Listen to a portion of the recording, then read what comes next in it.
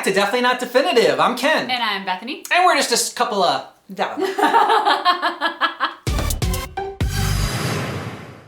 And we're just a couple of starry-eyed lovers that love some Star Wars. We do. Yes, we really do. They have a new show. Obi-Wan Kenobi teaser trailer is out, and so looking forward to checking it out. I want it to be really good. So that's my one wish. Yes, we were very impressed with The Mandalorian. Yeah, not so much. much. Very high bar that unfortunately Boba Fett's not quite meet in our book. Yeah, not quite me, but we'll see. So, Let's. So we're hoping that Obi-Wan is bringing it back. Positive thoughts, positive vibes going to it. Let's check it out.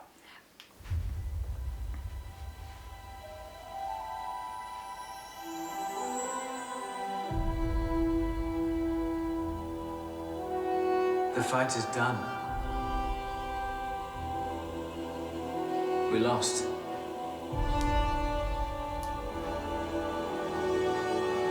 Is he chilling with her? Stay hidden.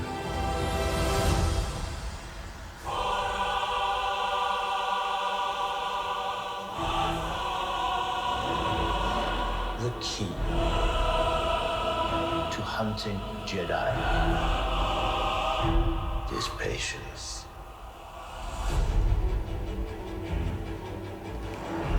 Jedi cannot help what they are. Their compassion leaves a trail. The Jedi Code is like an itch. He cannot help it. Where is he? Ties it up.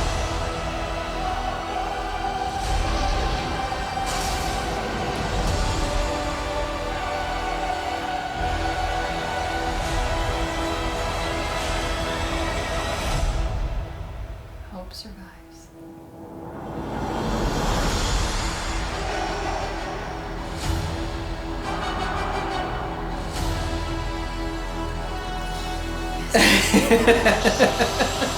That was cool. Nice, Disney. Well done. Well done on the logo. Yeah. Good marketing.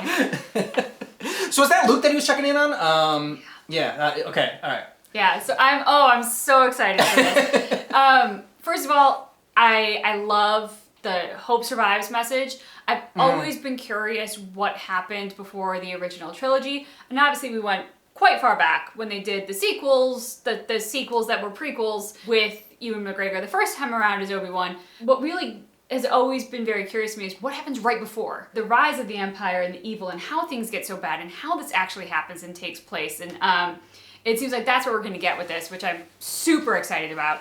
I love the message that hope survives, because hope can be that kind of cruel thing, because sometimes when it's hopeless and you have hope, it hurts. But at the same time, life without hope is pointless. I mean, it's just very dark and depressing. It's Warhammer, you know? It's Warhammer 40K without hope. So I love the hope survives. I love the idea of, like, even in the darkest of times, there is something to work forward to see on the other side. There is a light at the end of the tunnel. And then I love how he's watching over Luke. So we're going to get a little more of Luke growing up, I think, by this, which is great. And also, it feels like a great show for now. And the times that we're living in, and kind of everything that's going on in the world. It just feels like this is a really... Sometimes art mimics life, and I feel like this show is probably going to offer us a little bit of a mirror up to the world, and, you know, like... Yeah, here's the worst of us, but here's the best of us. And, like, here's what we can do when we have hope, when we come together, when we do work for the good things. So I'm really excited. Yeah, and then the Hope Survives is just so perfect, because Hope survives, and that is Luke, and he is the hope, and he has survived.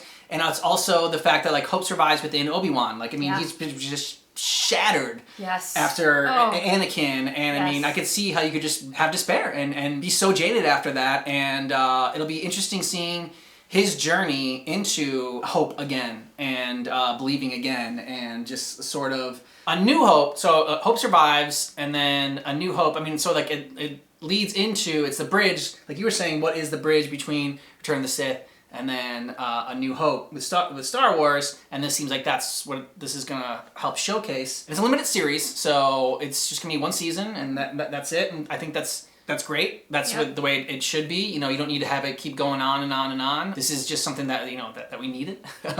Now, who is the bad guy though in it that was doing like the twirly lightsaber thing? I'm not familiar with that. I mean, outside of the main films and some of the stuff we watched on our channels, and a lot of it's been non-canon because we've checked out some stuff from the Old Republic. Yes. And Darth Malgus and whatnot, and so we haven't seen Clone Wars either, or Rebel or Star Wars Rebels. We need to check those are on our list to get to. Series out as well. But I don't know if this is a character that some people are familiar with that could let us know. Because I mean, when he came on screen, it had such gravitas that it seemed like this is somebody that I should know.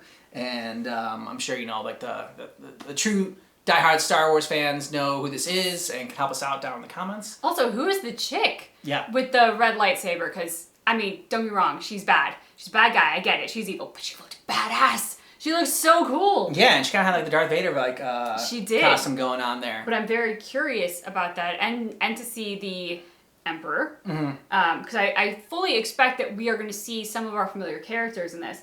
But the other thing that I also love is as they expand the Star Wars universe, we're getting to learn more about some of those characters that we didn't get enough of in the movies.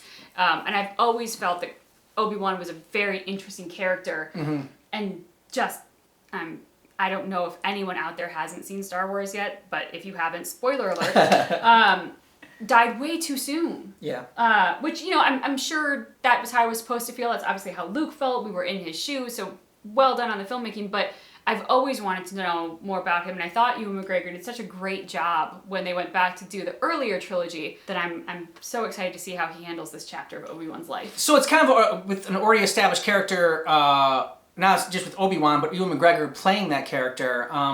With Boba Fett, there wasn't really a connection there with Boba Fett outside of the armor. And we talked about this on our some of our live streams. Somebody brought up a good point that like the thing with Boba Fett was kind of like the mystery of Boba Fett, and like like in his armor he was all cool, and like then when you kind of like peel away from it, there just didn't seem enough to his character to like suck me in.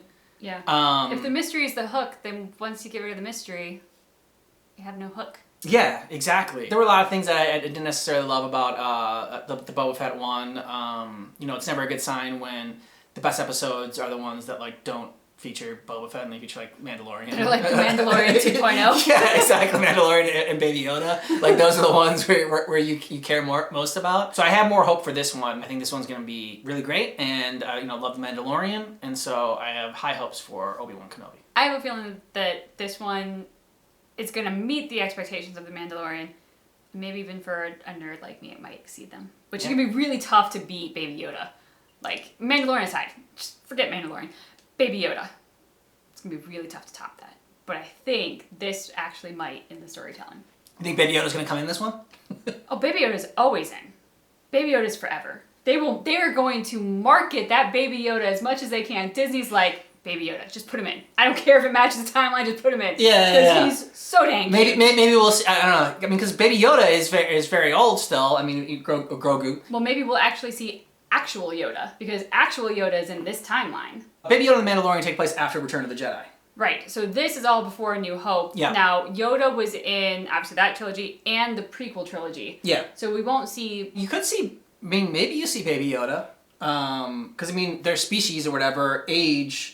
So slowly. So slowly. Maybe we see Grogu being born. There is a reason that Grogu winds up by himself, even though he's so young. So maybe we'll get that story in this. Probably. Or what happens to Yoda's people in general. Like, where are all these little green guys? Yeah. Or, maybe, there's no Baby Yoda at all. But, I think that's just always a missed opportunity if you can't put in Baby Yoda. I think Baby Yoda's going to get his own show one day. I think Baby Yoda's doing fine. It's going to be him, like, eating things and, like, doing silly stuff. And like, it'll be the most watched show ever. Yeah. There are so many fan pages on, like, Instagram that are just dedicated to Grogu and Grogu memes. Yes. And that's all they are. But they're great, and I follow them, so I have no judgment. So let us know what you thought about this trailer down below in the comments, and different theories you might have. No spoilers. Yes, please, no spoilers. Please. I really want to see this. Yeah, not that I don't even can spoil it. I guess if you worked for Disney and like you edited the film, I guess then you could spoil it. And, if you work for Disney and you're watching our channel, please spoil and identify yourself. That would be awesome. But thanks so much for checking out our reaction for Obi-Wan Kenobi, the teaser trailer. Just keep in mind that our reaction is definitely not definitive.